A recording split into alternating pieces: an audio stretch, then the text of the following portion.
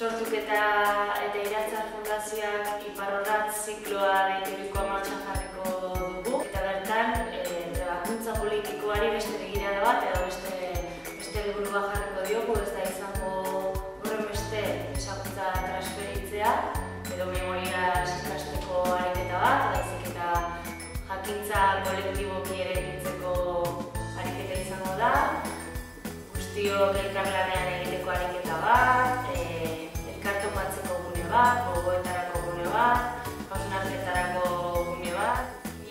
Trebakuntza ulertuko dugu askapen prozesuan edo gure proiektu politiko aurrera eramateko, eraiki nahi dugun hori eraiki ahal izateko behar dugun gaitasun eta edukiak geureratzea edo geure egiteko ariketa kolektibo bezala. Horiak helburu asko aipatu ditu, horretarako pentsatu lau saioetako ziklo bat antolatzea.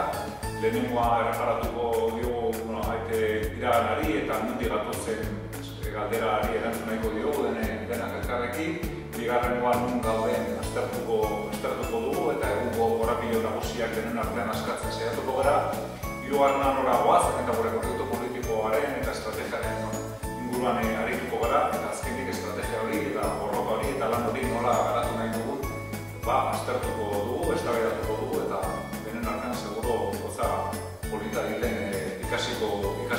Eta esaten dut hain zuzen ere ikasiko dugula, gure helburua badelako, berak esan duen bezala, horren arteko eredua maila batean gainditzea eta indartitzea, bestelako metodologia bat erabiltzea, parte hartze dinamikei garrantzia ematea, ponente eta entzunen arteko dinamika baino gehiago, bermatzea denok parte hartzen dugula, lantalde dinamika jorratzen dugula, teknologia berriak aplikatzen ditugula, eta beraz guztion artean